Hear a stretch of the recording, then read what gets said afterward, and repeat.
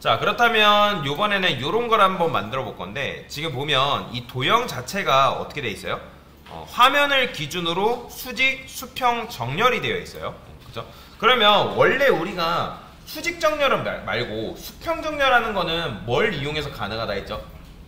블럭 요소의 수평 정렬 같은 경우는 우리가 마진 레프트 오토, 마진 라이트 오토를 줘가지고 수평 정렬을 시킬 수 있었죠. 그죠? 참고로 마진 레프트 오토, 마진 라이트 오토처럼 마진 탑 오토, 마진 바텀 오토 없습니다. 그래서 블럭 요소를 정렬할 때는 마진 레프트 오토, 마진 라이트 오토를 줘가지고 정렬을 시킬 수가 있다라고 보시면 돼요.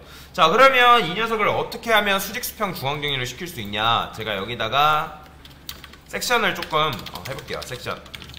섹션한테 보더를 칠해볼 건데 10픽셀 솔리드 레드라 칠해보겠습니다. 자, 얘한테는 너비를 그냥 200픽셀 정도 주고요, 높이를 200픽셀 정도 줄게요. 당연히 지금 얘네들한테 가려서 지금 눈에 보이진 않지만 자, 지어서 보면 자, 얘죠, 그죠? 얘란 말이에요, 얘. 그러면 이 녀석을 여러분들이 물론 마진 탑을 100픽셀 줄까요?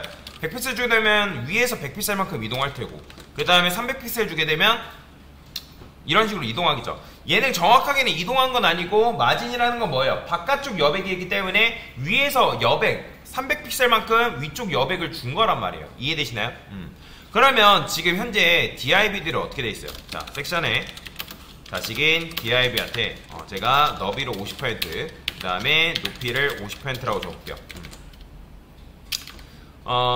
자, 그 다음에 지금 너비 높이 50%씩 가지고 있고, 백그라운드 컬러를 블랙이라 해볼까요? 블랙. 그러면 지금 얘네들이 요 안에 갇혀가지고 어떻게 되겠어요? 그러니까 갇혀있는 상태잖아요. DIB가 섹션은 원래 자식은 부모를 벗어날 수 있었다 없었다? 당연히 없었죠. 포지션 앱솔루트를 주기 전까지는 자식이 부모를 벗어나는 경우는 없단 말이에요. 이해되시죠? 자, 근데 여기다가 여러분들이 DIB를 포지션 앱솔루트로 바꾸고, 일단 바꾸기 전에 요걸 이렇게 줘볼게요. 그냥 색상만 줘보겠습니다.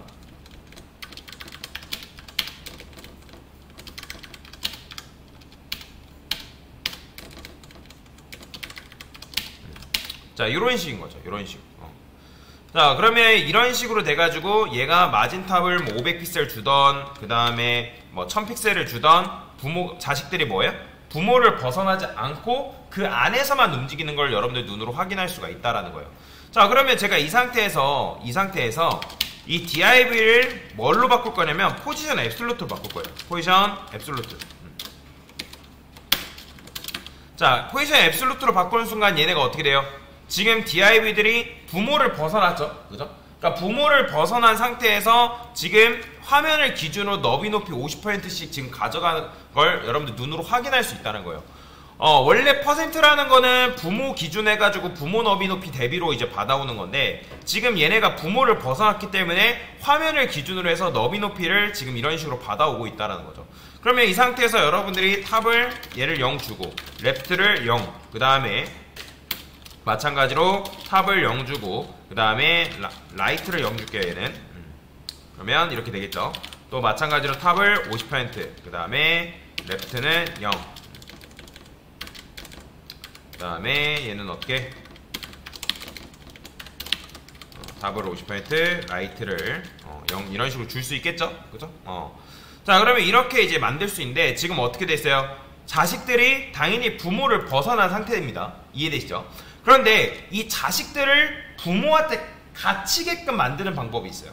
자, 여기다가 여러분들이 뭐 하면 되냐면 포지션 렐라티브를 줄 수 있습니다. 렐라티브. 자, 렐라티브를 주니까 어때요? 자, 지금 얘네들이 원래는 부모를 벗어나서 화면을 기준으로 해가지고 너비 높이, 그 다음에 화면을 기준으로 해서 좌표값이 이동이 됐는데, 이제는 렐라티브를 주니까 어때요? 부모 안에 갇혀있죠. 참고로 이 포지션 같은 경우는 포지션표 제가 올려놨기 때문에 여러분들이 그거 보시면 되겠죠. 어디에 있나요? 자, 여기 있네요. 90강 CSS 포지션 정리표. 자, 스태틱 같은 경우는 뭐예요? 얘는 기본값입니다. 기본값. 여러분들이 여기다가 스태틱을 주게 되면 스태틱은 그냥 말 그대로 기본값이에요. 근데 여기다가 렐라티브를 주는 순간 어떻게 된다? 이 유령들이, 제가 이걸 앱솔루트로 유령화라 말씀드렸죠. 유령들이 지금 이 섹션 안에 갇힌 거예요. 렐라티브는 뭐예요? 유령의 집화, 즉 유령들을 가둘 수 있는 능력이 있다라는 거예요. 그러면 앱솔루트는 유령하고 그 다음에 렐라티브는 유령을 가두는 집인데, 자 근데 여러분들 여기 보시면 앱솔루트는 하나 더 가지고 있어요. 자, 뭘 가지고 있대요? 본질이 유령화뿐만 아니라 유령의 지퍼도 가지고 있다는 거예요. 즉 앱솔루트는 스스로 유령이 되는 능력도 있고, 근데 동시에 다른 유령도 가둘 수 있어요. 근데 렐라티브는 뭐예요? 유령의 지파, 유령의 짐의 역할만 할 뿐 얘는 유령화는 아닌 거예요. 그 차이가 있다라고 보시면 돼요. 뭔 말이 이해되죠? 자, 그러면 이 상태에서 일단은 제가 섹션한테 마진탑을 주니까 어때요? 자식들이 부모 안에 갇혀있기 때문에 같이 이동이 되는 거죠. 뭔 말이 이해되시나요? 그러면 여기다가 여러분들이 마진탑을 0 주면 당연히 위에 이렇게 되는 거고, 그 다음에 제가 여기다가 200픽셀 줄게. 200픽셀. 그러면 이렇게 되고, 300픽셀 주게 되면 이런 식으로 되고, 그죠? 그러면 원래 우리가 수직 정렬 같은 경우는 어쩔 수 없이 마진탑을 이용해서 이렇게 해야 되는데, 이거는 근데 정확하게 수직 정렬이 된 거 아닙니다. 그냥 마진탑을 300픽셀 줘가지고 화면에 따라서 지금 이렇게 보이는 거지, 정확하게는 우리가 수직 정렬한 게 아니에요. 여러분들이 딱 보게 되면 우리 눈으로 이게 수직 정렬이 된 것처럼 보일 수 있지만 화면의 크기가 달라지면 다르게 보입니다. 뭔 말이 이해되시죠? 자, 일단은 섹션은 뭐예요? 디스플레이가 블럭이죠.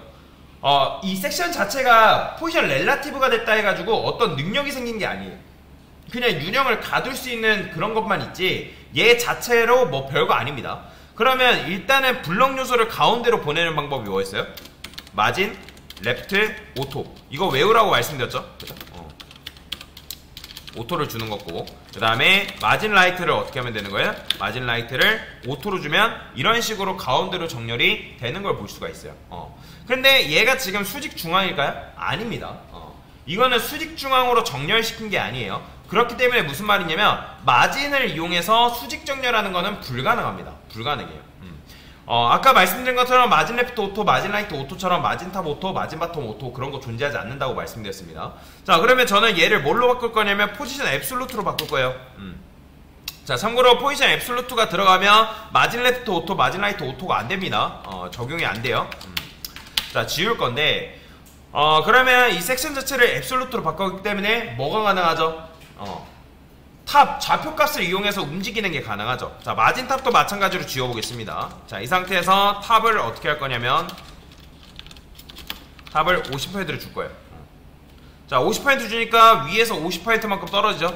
그 다음에 레프트를 50% 줄 거예요. 그러면 왼쪽에서 50%만큼 이런 식으로 이동이 되겠죠. 자, 지금 보면 여기가 어디냐면 화면 중앙이에요. 이게 마치 어떻게 된 거냐면 이렇게 된 거라고 보시면 됩니다. 자, 제가 이렇게 있다 했을 때 지금 여러분들이 도형을 만들었잖아요. 이 도형이 어디로 이동이 된 거냐면 여기로 이런 식으로 이동이 된 거다라고 보시면 돼요. 이렇게 지금 현재 탑을 어떻게, 자, 얘를 지금 여러분들 원래 여기 있던 녀석을 어떻게 했냐면 탑을 50% 주게 되면 여기로 이동이 돼요. 이렇게. 그 다음에 레프트 50% 주면 이렇게 이동이 됩니다. 즉 화면 중앙의 꼭지점 부분까지는 지금 이동이 된 거예요. 이해가 되시나요? 근데 살짝 우측으로 치우쳐져 있고 그 다음에 밑으로 치우쳐져 있어요. 그래서 여러분들이 뭔가 어떤 요소를 완벽하게 수직 수평 중앙 정렬하는 거는 많이 없습니다. 뭐 플렉스라는 개념이 이제 도입되면서 그때부터 이제 수직 수평 중앙 정렬이 이제 많아졌는데, 예전에는 포지션 앱솔루트를 이용해서 이렇게 썼고 지금도 이제 수직 수평 정렬이 이 방식을 이용해서 정렬을 합니다. 근데 일단 어쨌든 뭐예요? 거의 중앙으로 왔죠. 그러면 중앙으로 왔기 때문에 여기서 뭐 하면 되냐면 미세 조정을 하면 되거든요. 그러면 얘를 아까도 말씀드렸지만 우리가 결론은 얘를 여기로 보내야 되는 거잖아요. 그러면 얘가 어떻게 해야 되겠어요? 위로 올라가야 돼요? 아래로 내려가야 돼요? 당연히 위로 올라가야죠. 그죠? 위로 올라가야 되고 그 다음에 얘를 어떻게 해야 돼요? 왼쪽으로 보내야 돼요? 오른쪽으로 보내야 돼요? 당연히 왼쪽으로 보내야겠죠. 근데 그냥 보내는 게 아니라 일단은 이 녀석의 너비 높이가 몇이에요, 여러분들? 우리가 지금 작업한 이 녀석 얘 너비 높이가 몇이죠? 단순히 그냥 200픽셀인가요? 아니죠. 보더까지 들어가 있잖아요. 그러니까 보더까지 들어가 있기 때문에 전체 아우터 위드가 뭐예요? 아우터 위드가 220픽셀이란 말이에요. 220픽셀. 아우터 높이도 마찬가지로. 그러면 얘를 여기서 어떻게 해야 돼요? 위로 50%만큼 보내야 되고, 얘를 지금 어떻게 왼쪽에서 지금 왼쪽으로 50%만큼 보내야 된다는 거예요. 그러면 보내는 방법이 뭐예요? 바로 칼큘레이터죠. 계산기. 그쵸? 그러면 여기다가 제가 CALC에서 50%에서 마이너스 110픽셀 이렇게 빼볼게요. 그러면 이건 뭐예요? 그러니까 전체에서 지금 반만큼, 그러니까 얘가 가지고 있는 아우터 위스에서 반만큼 지금 위로 올린 거잖아요. 자, 마찬가지예요. 자, 얘도 전체 너비에서 반만큼 이렇게 이동하면 어떻게 돼요? 이렇게 되는 거예요. 완전한 지금 수직 수평 중앙 정렬이 된 거라는 거예요. 이해되시죠? 즉 섹션을 일단 유령으로 만든 다음에 가운데 근처까지 보내고 나서 미세 조정을 해야 되는 거예요. 왜냐면 아우터 위스가 뭐다? 220픽셀이기 때문에 그 녀석의 반만큼 위로, 그 다음에 그 녀석의 반만큼 좌측으로. 근데 여기에 단점이 있어요. 어떤 단점이 있을까요? 자, 만약에 얘 너비 높이를 300픽셀로 바꿨대요. 그럼 어떻게 돼요?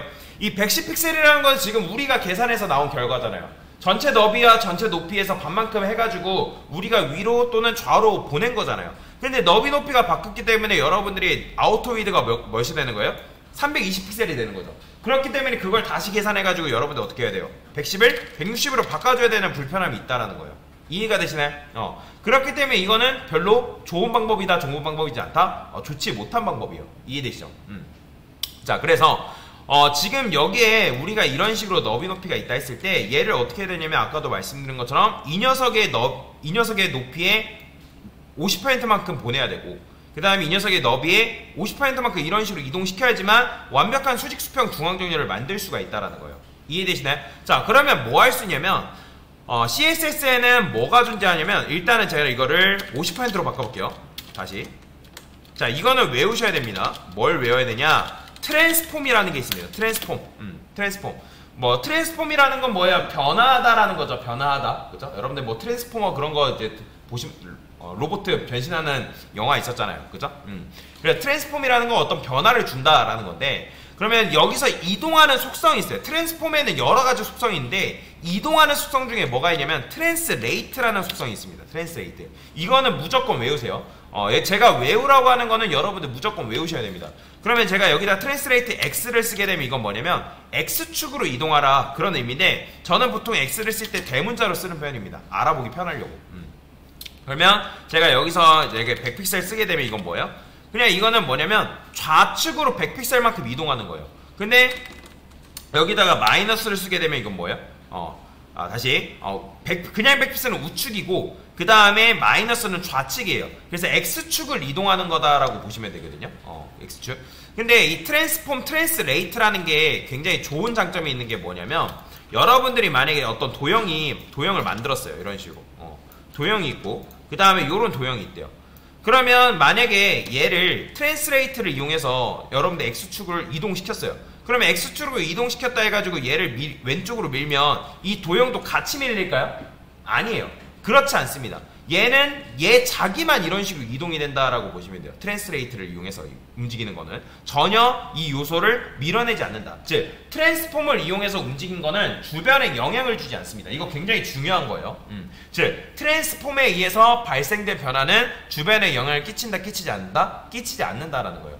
자, 그러면 결론은 뭐예요? 자, 이 녀석이 어떻게 된다? 지금 좌측으로 얼마큼 이동해야 된다? 자기의 반만큼 이동해야 된다는 거죠. 이거 200픽셀로 바꿀게요. 그러면 여기다가 트랜스레이트를 110픽셀 이동시키면 되고, 자, 참고로 트랜스폼 같은 경우 트랜스레이트 X 그 다음에 Y축을 여러분들이 이런 식으로 줄 수가 있습니다. 자, 얘도 마찬가지로 위로 마이너스 110픽셀만큼 보낼 수 있겠죠. 요거 쉼표 붙이시면 안 되면 띄어쓰기 해가지고 여러분들이 주셔야 됩니다.